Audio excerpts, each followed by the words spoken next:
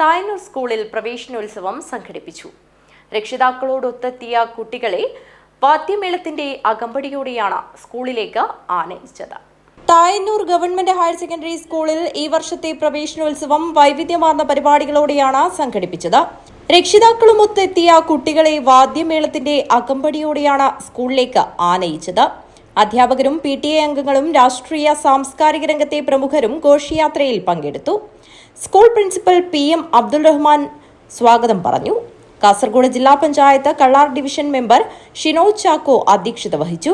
School പ്രവേശനോത്സവത്തിന്റെ ഉദ്ഘാടനം കാസർഗോഡ് ജില്ലാ പഞ്ചായത്ത് ആരോഗ്യ വിദ്യാഭ്യാസ standing committee chairperson advocate Saritha SN നിർവഹിച്ചു.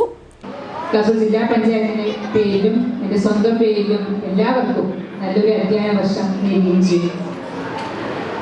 നേരത്തെ സൂചിപ്പിച്ച പോലെ തന്നെ കഴിഞ്ഞ കുറച്ച് വർഷക്കാലങ്ങളായി നമ്മുടെ സംസ്ഥാനത്തെ വിദ്യാഭ്യാസ മേഖലയിലുണ്ടായ മാറ്റങ്ങൾ നമുക്ക് എല്ലാവർക്കും അറിയാവുന്നതാണ്.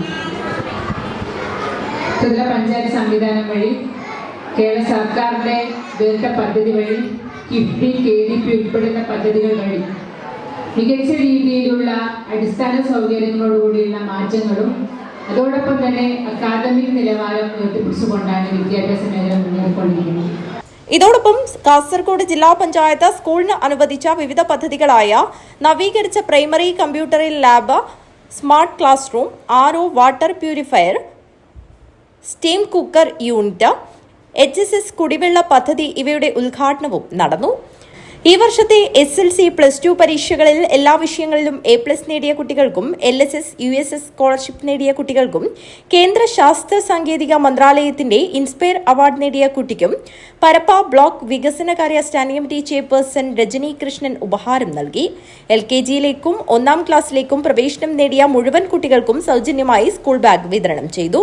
കോടോംബേളൂർ ഗ്രാമപഞ്ചായത്ത് 15ാം വാർഡ് മെമ്പർ രാജീവൻ ചീരോൽ, കോടോംബേളൂർ ഗ്രാമപഞ്ചായത്ത് 14ാം വാർഡ് മെമ്പർ ബാലകൃഷ്ണൻ, മുൻ SMC ചെയർമാൻ വർഗീസ്, സ്കൂൾ വികസന സമിതി vice president Karunakaran Nair, PTA president E Rajan, SMC chairman Shanmughan, MPTA president Preethi എന്നിവർ സംസാരിച്ചു.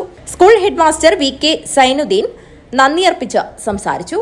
News bureau Thayannur.